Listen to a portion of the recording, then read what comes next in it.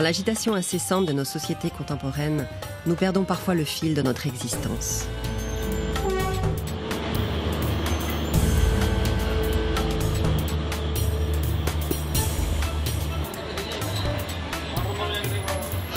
Malmenés par nos vies troublées, nous rêvons de paix intérieure et d'harmonie.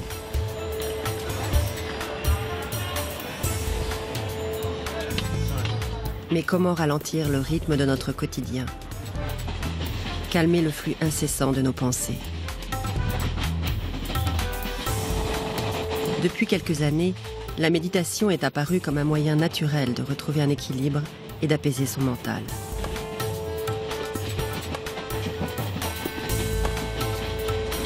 De nombreux Occidentaux n'hésitent pas à venir à sa source pour séjourner dans un ashram.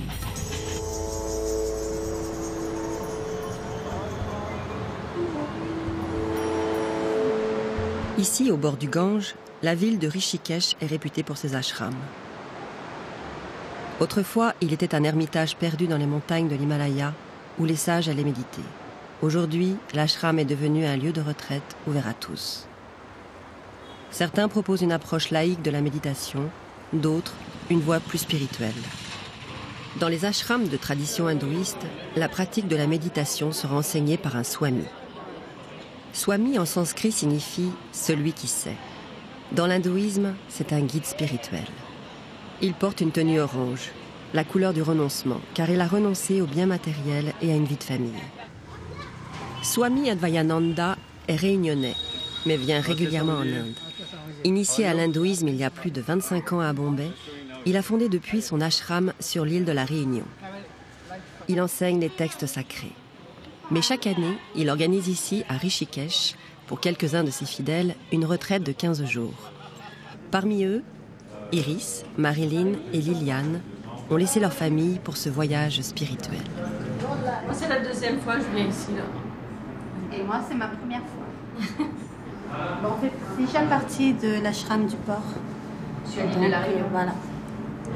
C'est comme ça qu'on a su pour la retraite spirituelle aussi. Et c'est notre gourou.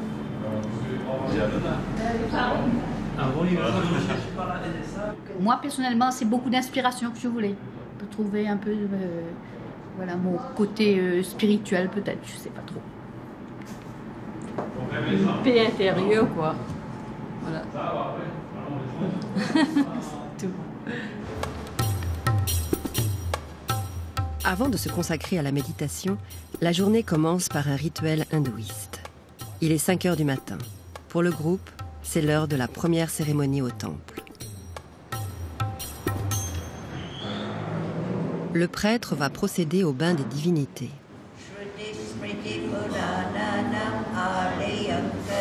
Répétées comme des litanies, les prières aident à chasser les pensées parasites. Ici, les divinités sont lavées et habillées comme tous les êtres humains. La cloche est là pour attirer l'attention du fidèle.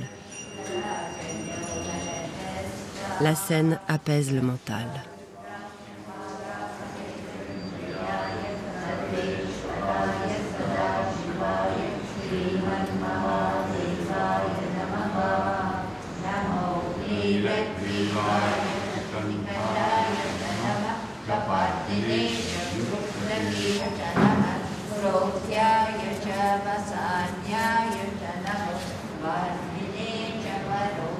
Après la cérémonie au temple, le groupe médite devant la statue du fondateur de l'ashram et commence petit à petit à se familiariser avec cette pratique.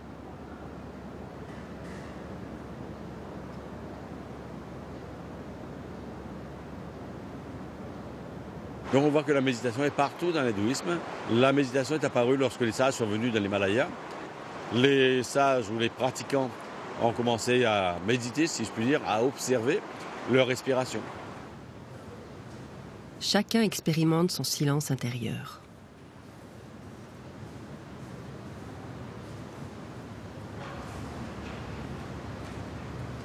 Et on va prendre conscience de sa respiration. Et là, on va être surpris de voir que, au fur et à mesure que l'on observe la respiration va se ralentir et même à ce moment s'arrêter. Comme ça, on va découvrir énormément de choses par, je dirais, l'intériorisation. cette intériorisation va faire que tout ce qu'on pensait connaître va être connu bien sûr, mais il y a encore plus à connaître. Dans l'hindouisme, la méditation n'est pas qu'une technique de respiration. Elle passe par l'étude des textes sacrés et l'apprentissage du sanskrit. C'est le swami en tant que guide spirituel qui les enseigne. Alors donc, on a ce qu'on appelle le prarabdha. En général, c'est traduit par karma, parce que le terme entier, c'est prarabdha karma. Le prarabdha karma, c'est le résultat des actions antérieures. Notre karma individuel est toujours lié au karma collectif. Om yo brahmanam sutra bhashya tatputra Om shanti shanti shanti Om shanti shanti shanti Govinda Govinda Govinda Yogindram Yogindram Athastya Shishyam.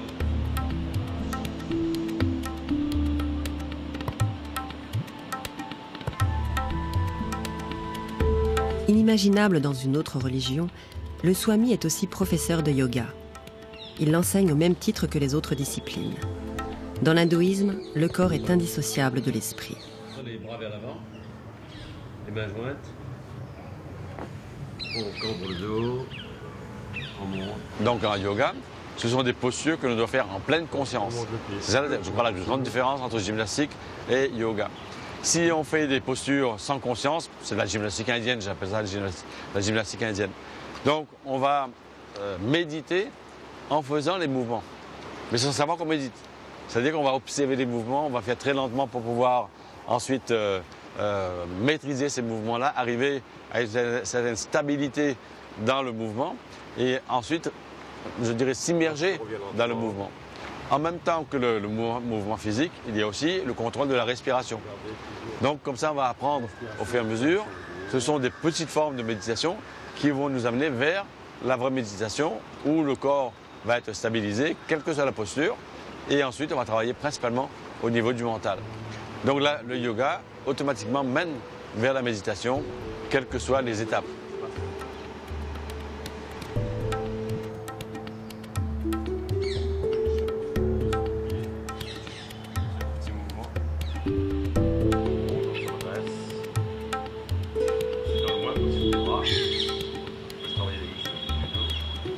Pourquoi on prend une position où on est bien? C'est qu'on doit stabiliser le corps physique. Et une fois que le corps physique est stabilisé, à ce moment-là, on va pouvoir s'occuper du mental.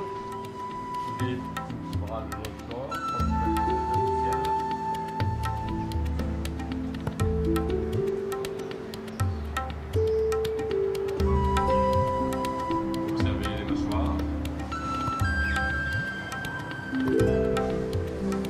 Iris ne connaissait rien au yoga ni à la méditation avant de pousser la porte de l'ashram de la Réunion il y a maintenant 2 ans. Elle ne pensait pas voyager en Inde, mais elle a accepté l'aventure. En s'appuyant plus sur les muscles du dos que sur les mains, on se redresse. Ça va être facile.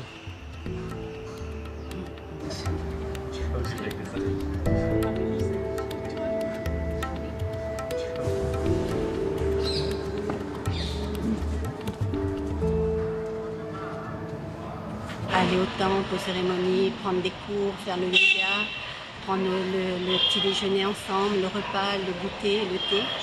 C'est exactement une journée type d'une personne déjà vivant ici et venant faire une retraite spirituelle. C'est notre objectif.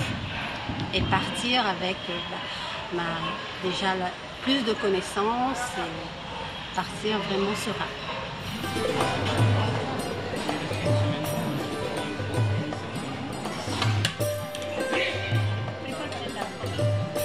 Dans un ashram, tous les fidèles sont logés à la même enseigne, sauf les swamis, qui bénéficient d'un statut privilégié. Ils sont servis sans attente, déjeunent à l'écart, en choisissant de manger en silence ou non. La nourriture est bien sûr végétarienne.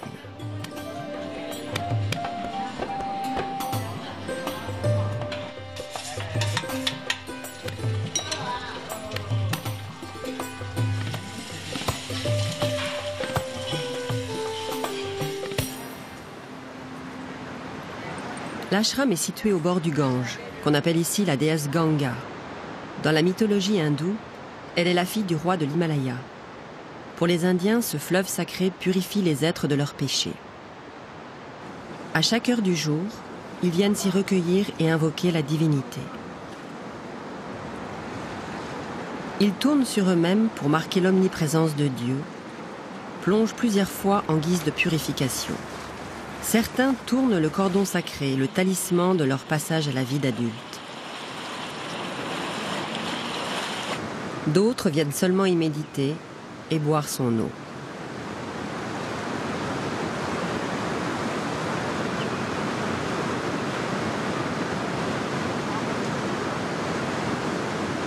Le Gange est un lieu incontournable pour les fidèles hindous du monde entier.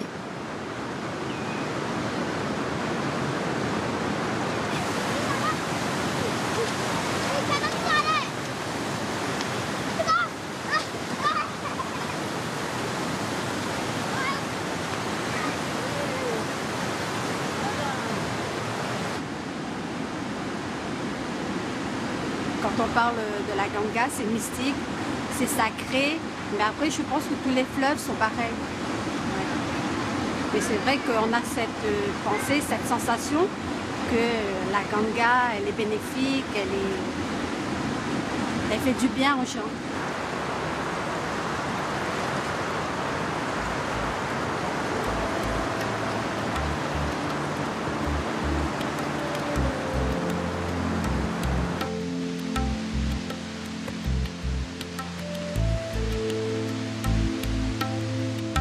Au coucher du soleil, le petit groupe se rend à l'une des cérémonies les plus populaires en Inde, celle de l'Arti, dédiée aux dieux hindous. Au bord du Gange, elle prend des allures de spectacle. Liliane et Marilyn, qui sont déjà venues faire une retraite en Inde, se préparent à vivre cette célébration réputée pour être aussi grandiose que spirituelle. Pour Liliane, très prise par son travail et sa vie de famille, venir en Inde est aujourd'hui un voyage indispensable.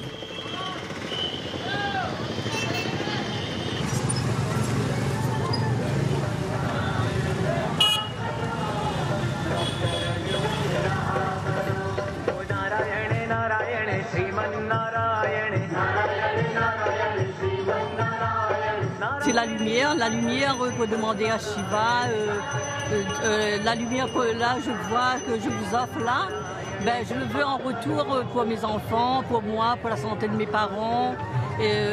Renvoie-moi un tout petit peu de cette lumière qui est si grandiose. La déesse Ganga est à l'honneur. Tous les soirs, le prêtre Manoj Dwivedi accueille les fidèles, car c'est lui l'organisateur de la cérémonie.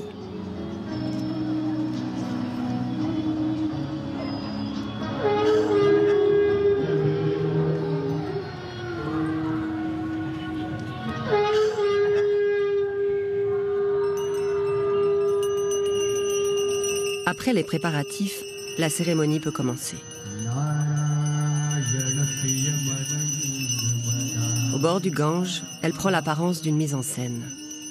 Avec ses prières à la gloire de la divinité, ses lampes au camphre sont maniées dans des chorégraphies élaborées.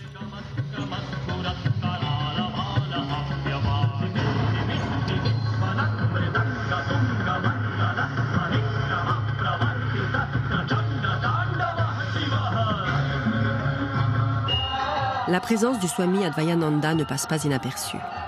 Honoré, le prêtre reste à ses côtés lors de la cérémonie.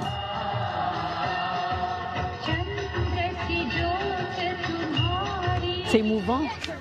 Et donc,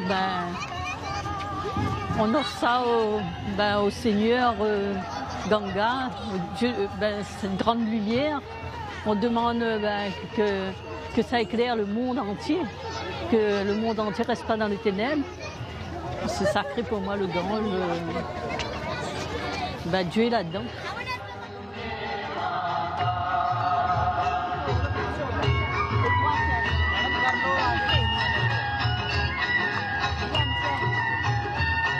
Après avoir vénéré la déesse Ganga, on allume des morceaux de camphre placés sur des coquilles de feuilles de banane, emportés par le courant et avec elles, leurs vœux et prières.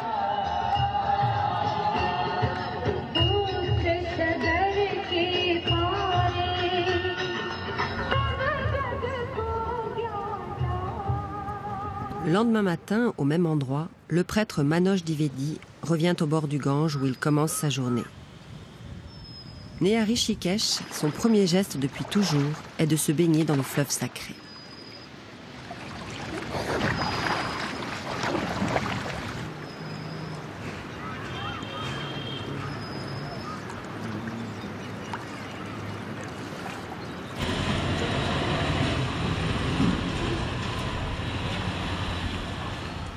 Il va ensuite à son temple situé à quelques mètres de la rive.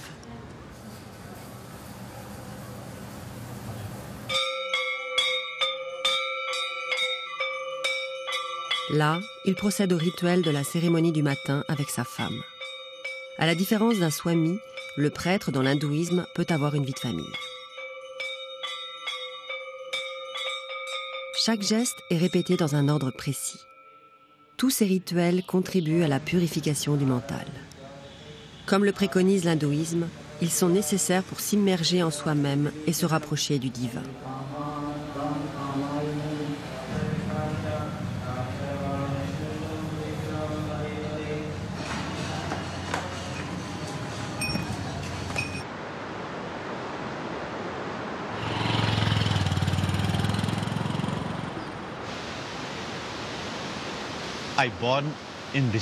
Je suis né à Rishikesh.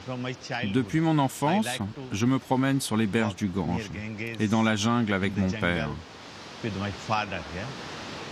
Je m'assois au bord du Gange et je ferme les yeux. J'aime la nature.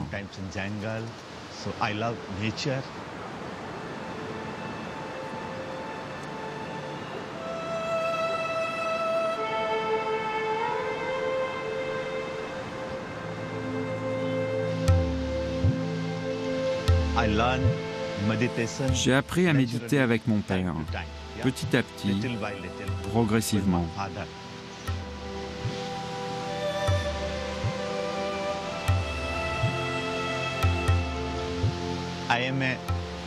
Je suis un homme simple et je pense que la spiritualité m'apporte beaucoup de positivité et me donne le pouvoir d'éloigner le négatif. I get a power. I keep distance with the negativity.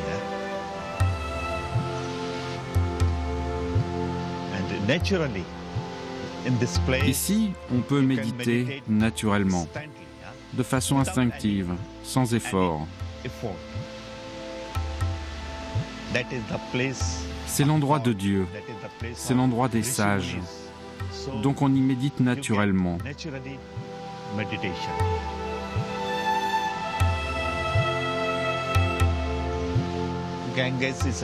Le Gange, c'est notre mère. Il est dans notre cœur.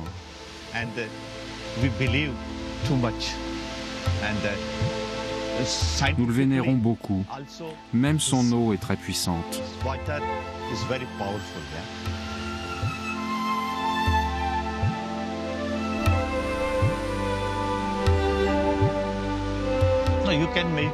On peut méditer partout, n'importe où, mais ce cadre est plus propice que n'importe quel autre pour la méditation.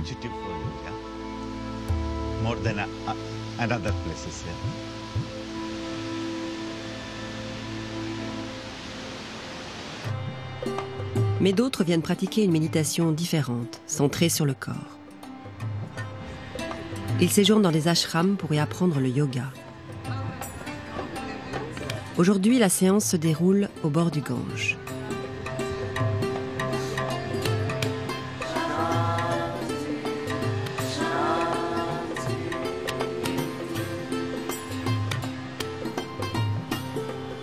Shift all of our weight to the left legs. Lift your right leg up and with your two fingers, grab your... Chris est américain et veut devenir professeur de yoga. Il a découvert cette discipline il y a quelques mois. Encouragé par ses professeurs, il donne aujourd'hui son premier cours. C'est encore difficile pour moi de trouver les mots pour décrire cette expérience magique et puissante. On sent l'énergie qui vient de la montagne, du fleuve, du sable, des gens, même de la nourriture et puis bien sûr du yoga.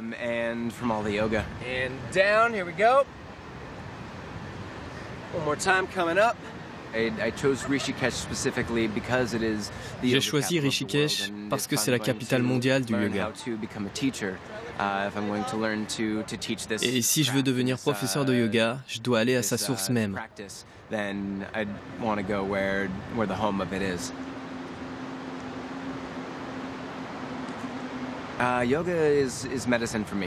Le yoga, c'est une médecine pour moi. Donner mon premier cours, c'était beaucoup d'adrénaline, mais ça s'est bien passé. Je me suis senti bien d'être là et d'être moi-même. Et je suis ravi du déroulement de mon premier cours. Pour de nombreux pratiquants, être au bord du Gange est un privilège. Mais la ville de Rishikesh possède une aura particulière.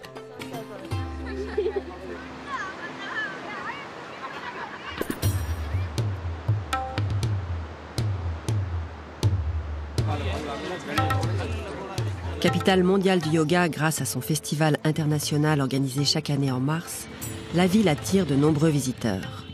Mais ni la foule ni la diversité de sa population n'entachent son authenticité.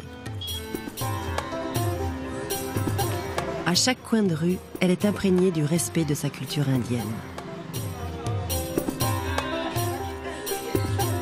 Le Swami profite d'une balade avec le groupe pour rendre hommage à la mythologie qui repose sur la trinité hindoue.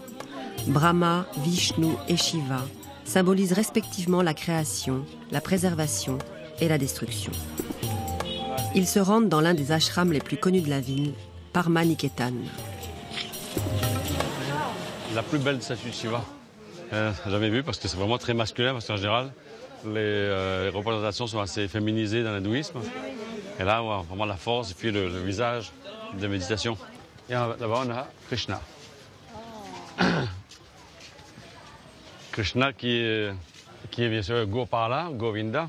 C'est une très, très belle statue aussi avec le jasmin qui enveloppe autour. Shiva, ça veut dire quelque chose, Krishna, ça veut dire quelque chose. Et lorsqu'on a la signification du mot, on a une nouvelle dimension. Si on reste à Krishna qui est un vacher, par exemple, et comme on dit en Inde, un cowboy, pour nous, cowboy, ça veut dire les Américains avec les Indiens, etc. Un cowboy, c'est un vacher. Et donc, c'est bien, c'est de la mythologie. Mais Krishna, ça veut dire cela qui attire. Et qu'est-ce qui nous attire dans la vie, sinon le suprême. Et Shiva, ça veut dire ce qui est bon, ce qui est absolument bon. Et donc, on recherche ce qui est bon aussi. Et c'est pour ça qu'il y a une phrase où on définit ce qu'on appelle Dieu, ou l'absolu. Satyam, Shivam, Sundaram, vérité, bonté et beauté. Ça, c'est formidable comme définition.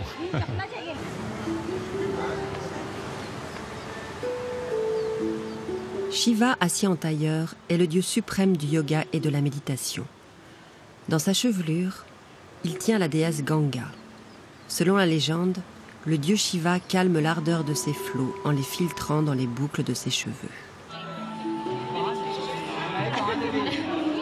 Si les journées commencent par des séances de yoga, elles se terminent souvent à l'ashram Parmaniketan, devenu le rendez-vous incontournable des yogis et des touristes lors de sa cérémonie du soir.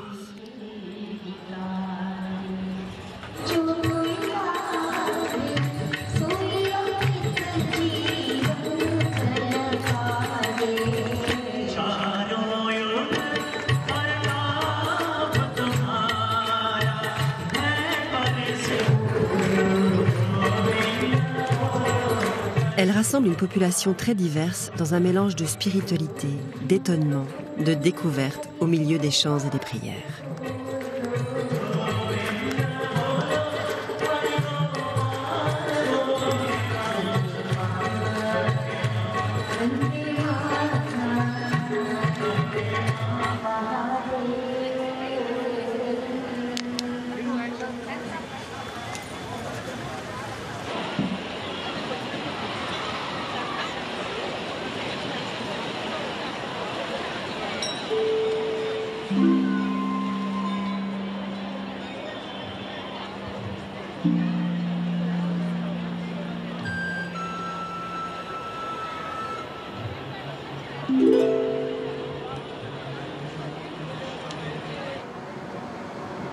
Mais Rishikesh doit sa notoriété à ceux qui vont la faire connaître au monde entier dans les années 60, les Beatles.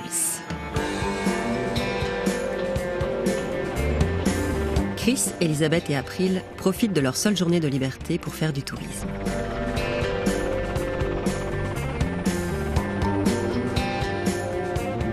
Attirés par la méditation transcendantale, les Beatles ont suivi leur guide, le yogi Maharishi Mahesh, dans son ermitage ici, à Rishikesh. Baptisé aujourd'hui l'ashram des Beatles, il continue, même à l'abandon, d'être un lieu mythique.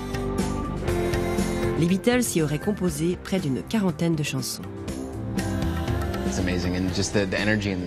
C'est fou l'énergie dans cette pièce. Les vibrations sont encore palpables. Elles se mélangent avec tous ces dessins qui recouvrent les murs.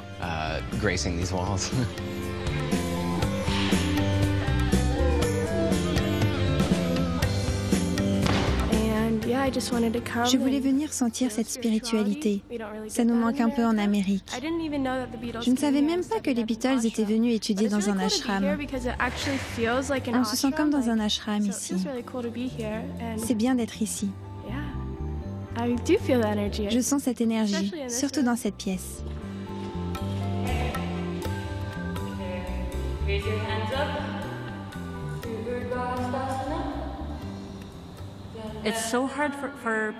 C'est très dur pour des gens comme nous aujourd'hui de se recentrer sur les priorités et les choses importantes de la vie.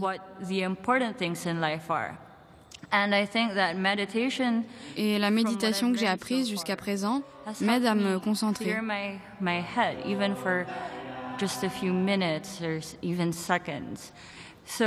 Donc j'ai commencé par 5 minutes de méditation. Pour quelqu'un qui est si accro aux technologies modernes, 5 minutes, c'était déjà beaucoup.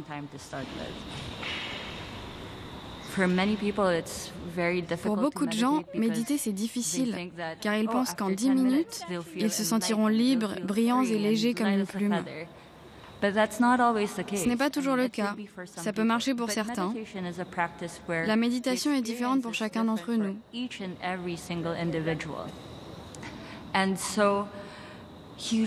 Il faut juste se laisser aller, recommencer chaque jour, essayer quelques minutes, jusqu'à méditer 1 heure. Tu vas te surprendre toi-même et découvrir que tu vas mieux te connaître.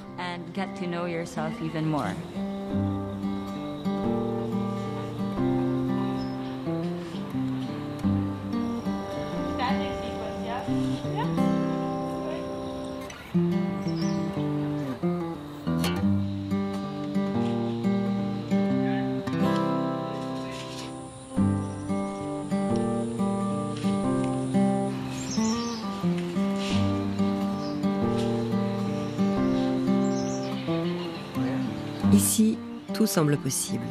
Chacun trouve sa place. Le but est atteint, repartir en confiance.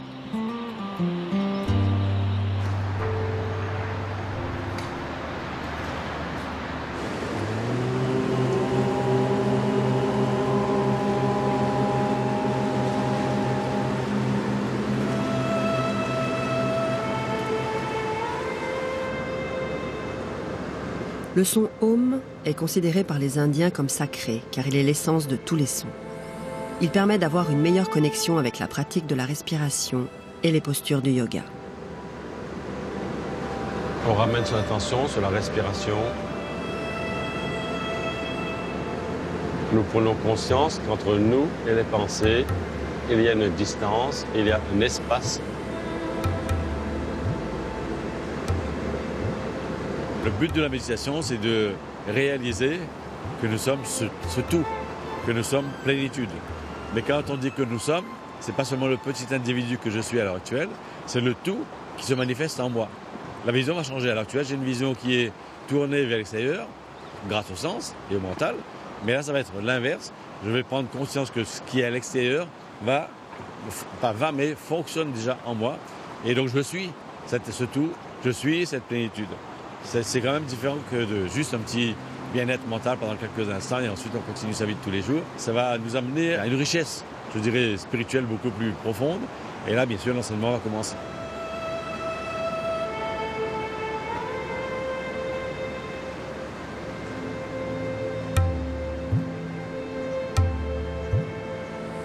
L'espace étant sans début ni fin, la conscience n'a ni début ni fin.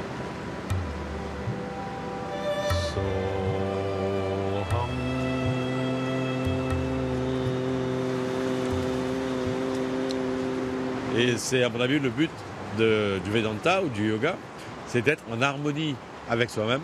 Et quand on est en harmonie avec soi-même, on est automatiquement en harmonie avec l'univers.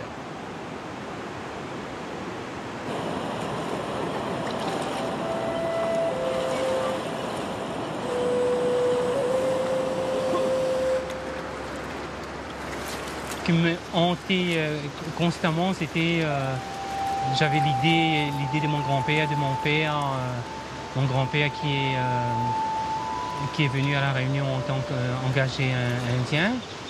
Et donc il est mort à l'île de La Réunion et jamais il a été coupé de ses racines familiales. Et donc moi c'était quelque chose de très fort. Le premier voyage, je dirais que je l'ai fait un peu pour mon grand-père et mon père qui était un simple ouvrier qui maîtrisait aucune langue et c'était un moment très très fort. Et puis au fil du temps, je veux dire avec les autres voyages qui ont suivi, ça m'a permis de m'immerger encore un peu plus dans la culture indienne vraiment.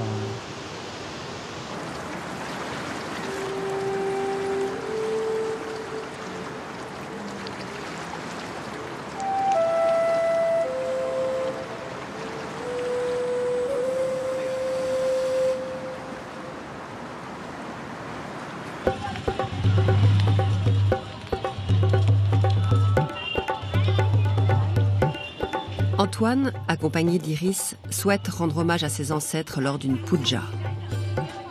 Très populaire en Inde, une puja est un rituel d'offrande aux dieux de l'hindouisme. Ce soir, les offrandes vont être choisies avec soin.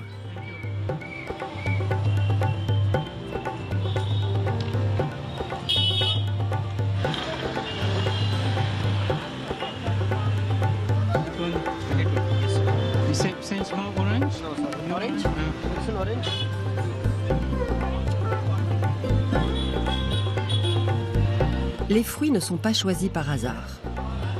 Ils représentent chacun un symbole. En fait, toute cette partie-là, ça représente... c'est notre ego. Et le fait de briser la noix, quand on va l'ouvrir, donc tout de suite, il va avoir l'eau qui est symbole de vie. Et la noix elle-même qui est toute blanche à l'intérieur. Donc on veut offrir, on demande à ce qu'on devienne pur, à ce que notre cœur qu'on soit purifié au maximum, quoi. Donc c'est très symbolique. Pourquoi le coco, pourquoi pas autre chose? Donc c'est pas ça, les différentes parties du coco lui-même. On allume une lampe aussi à l'intérieur du plateau. Nous, c'est vraiment le plateau, on arrive et le swami, il prend ça, il l'amène devant le dieu, après il prend la noix de coco, on donne notre nom, il dit voilà, c'est telle personne qui offre ça, et après il brise la noix, il fait la puja, les prières, les mantras, et voilà. On est arrivé.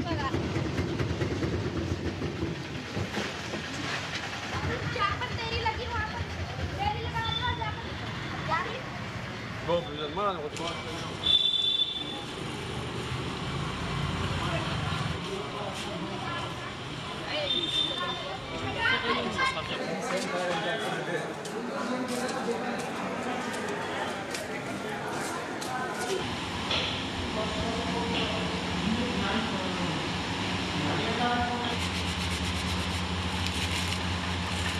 Prévue pour la cérémonie du matin, la préparation se fait la veille.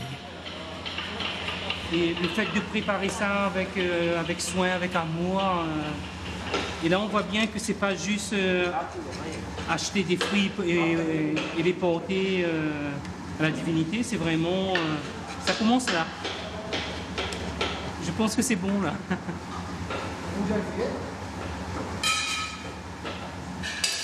Thank you.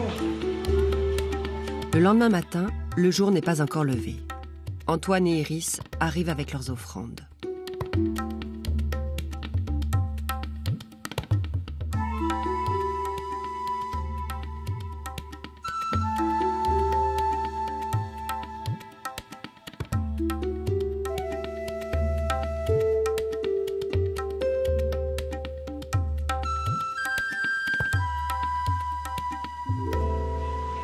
Ils tiennent à ce que les fruits soient présentés sur un beau plateau. En fait, un rituel, c'est une communication entre la personne et le divin, puisque notre but, c'est aller au-delà de ce complexe corps-sens mental et faire un travail sur soi-même, sur le mental.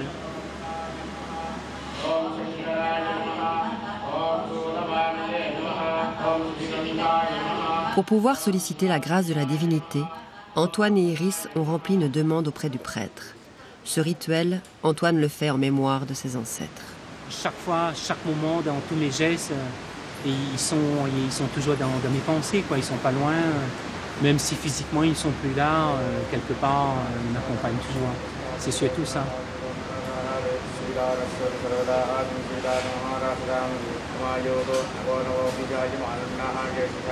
Et quelque part, il doit être fier un peu aussi que moi je puisse venir. Et finalement, j'ai poussé la barrière de mon île de la Réunion jusqu'à les frontières indiennes. Non, pour moi, c'est comme si je retrouvais mes racines. C'était surtout un hommage aux ancêtres, à mes grands-parents et à mes parents. C'était surtout dans ce but-là. Pour moi, c'était comme si je rattrapais le temps en venant ici et ce temps perdu. Donc, je me retrouve entièrement. Moi, personnellement, je demande rien. Je suis satisfait d'être là. Pourquoi on est là? On n'a pas demandé notre naissance et quelque part il y a un côté divin, donc on est content d'être là, tout simplement.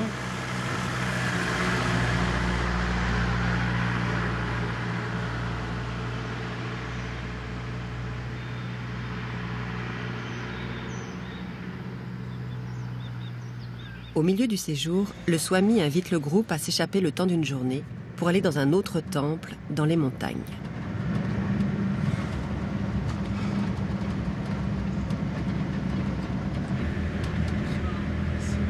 Là, on traverse la jungle, là. Oui. La jungle, ça veut dire la forêt. En bas, il y a la plage. Oui.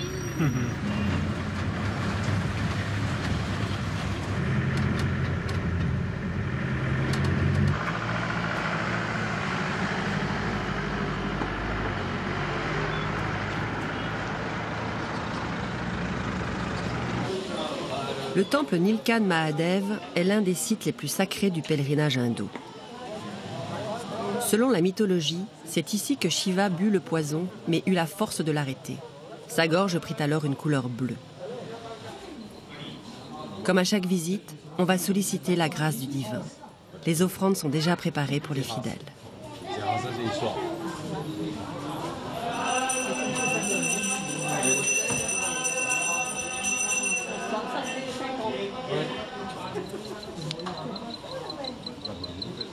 Les feuilles d'un arbre qui est très apprécié par Shiva. Là, vous avez des différents ingrédients pour la puja. Hop là, il y a même qui est tombé qui va rester là.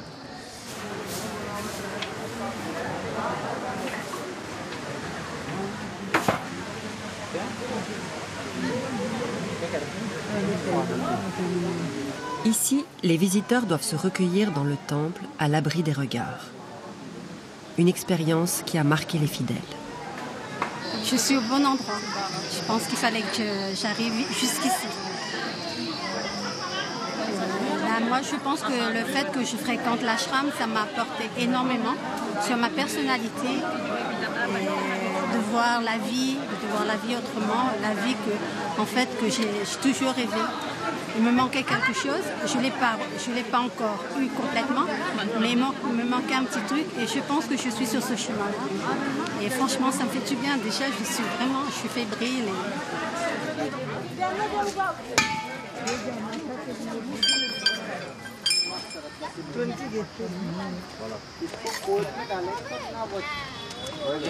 Ce sont les graines de rudraksha dans leur coque naturelle. On enlève la peau autour et après on obtient effectivement ces graines de rudraksha. Provenant d'un arbre d'Inde, les graines de rudraksha sont de couleur bleue. Hautement vénérées parce qu'elles rappellent la puissance de Shiva, elles sont utilisées pour les chapelets et les colliers. On compte le nombre de lignes qu'il y a. En général, c'est 5. Là, c'est 6, donc c'est un peu plus rare. un peu plus rare, donc c'est plus cher. Et en plus, on attribue à chaque graine avec ce nombre de faces certaines propriétés. D'après le vendeur, ça, si on porte ça sur soi, ça augmente la mémoire. Et ça s'appelle Shanka. Ah. Ça représente le croissant de lune qu'il y a sur la tête de Shiva. C'est dédié à Lakshmi, à la déesse Lakshmi qui est la déesse de la prospérité.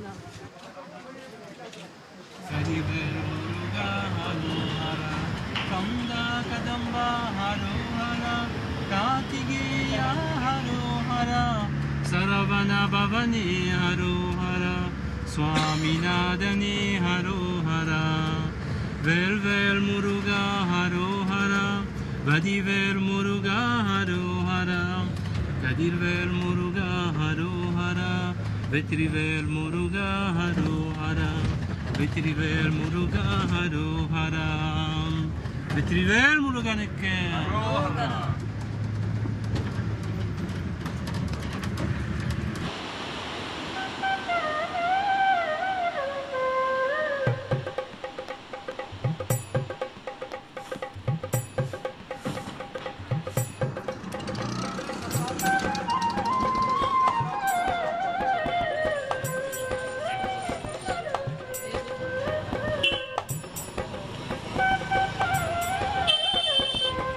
De retour à Rishikesh, la balade shopping est concentrée sur les articles religieux.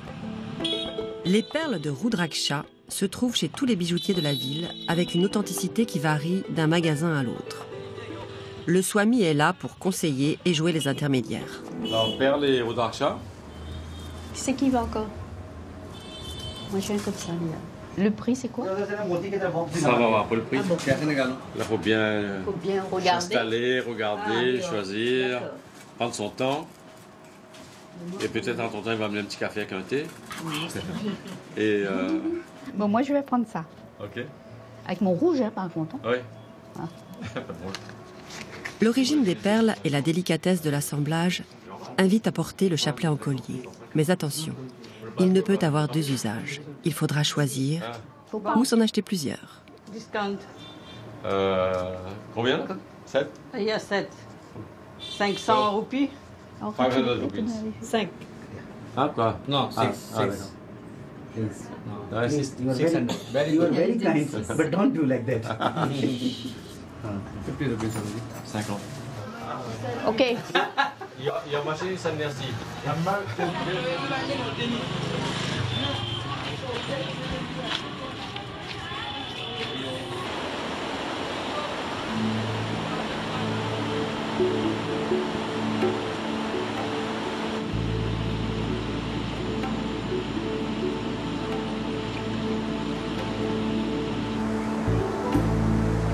Ces colliers et bracelets vont revêtir une valeur particulière.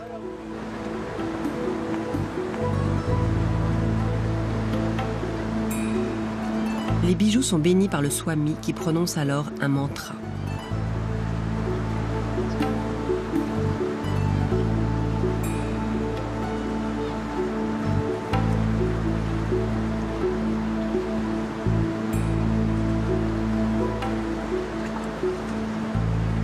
Les mantras peuvent être des phrases ou simplement des mots. Que signifie celui du Swami? C'est un secret. Ce sont des mantras effectivement secrets. Comme tous les mantras d'ailleurs, les mantras qui sont personnalisés, ça doit toujours rester un secret. Donc, je dirais que c'est mon mantra qui permet de dégager de l'énergie et ensuite de transférer cette énergie vers les chapelets. La bénédiction ici, c'est pas comme je dirais dans le système catholique, on travaille beaucoup au niveau énergétique. Donc c'est son énergie qui va être transférée vers l'objet. Parfois, ils sont marmonnés par ces drôles de personnages, les sadhus, que l'on trouve au bord des routes de l'Inde. On les rencontre près du Gange. Ils méditent, procèdent à leurs ablutions, mais aussi aux rituels qu'ils s'imposent. Leur corps semble appartenir à leur divinité. Reconnaissables à leur tenue orange, leur habit permet de signaler qu'ils vivent de la mendicité. Ils ont renoncé aux biens matériels par conviction, mais parfois y ont été contraints. Ils sont très respectés chez les hindous car ils incarnent les 4 âges de la vie. Celui de l'enfance avec sa période d'apprentissage, celui de l'adulte et ses devoirs envers la société, celui de la retraite, avant d'arriver à la période ultime, celle du renoncement où le fidèle se retire de la société pour méditer. Je voulais devenir sadhu, alors je suis devenu sadhu. C'est simple, tu veux être docteur, tu deviens docteur. Si tu veux étudier le Vedanta complètement, il faut ralentir tes activités. Et c'est là seulement que tu peux te concentrer sur le sens profond des choses, leur intériorité. On peut le faire que si on a du temps et si on s'assoit avec son gourou. Il faut de la préparation.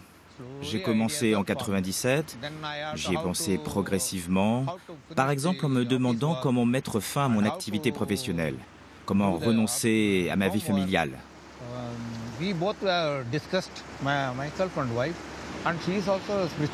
Ma femme et moi en avons discuté. Comme c'est une personne croyante, elle l'a très bien compris.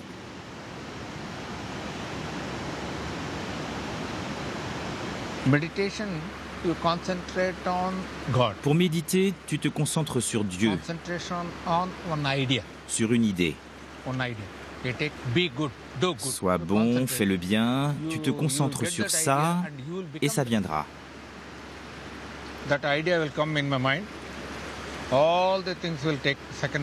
Cette idée me vient à l'esprit et tout le reste devient secondaire.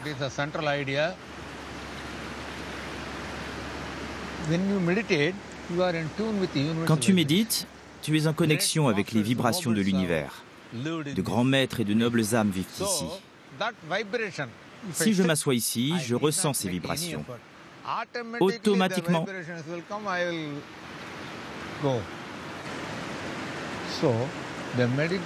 la méditation est la chose la plus importante dans la vie. Et à un moment, elle viendra naturellement.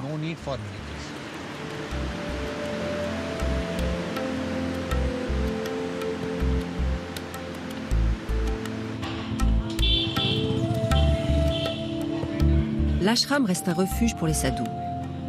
Ils peuvent soit y dormir, soit y manger.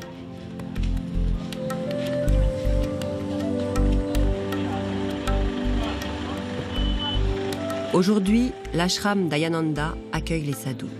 Ces déjeuners peuvent être offerts par un particulier à l'occasion d'une date anniversaire ou d'un mariage. Assis en tailleur, ils attendent qu'on les serve. On leur distribue un repas composé généralement d'une galette de blé, de riz et d'une sauce à base de légumes.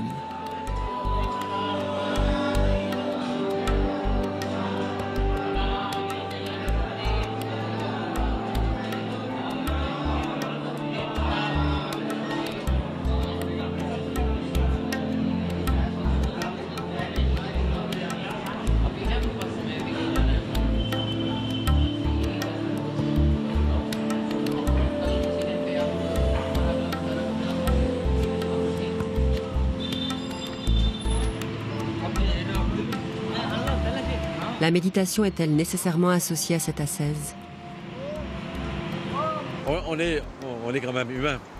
Le sage, ça ne veut pas dire forcément qu'il va être tout le temps en méditation. Ça, c'est l'image d'Épinal, etc.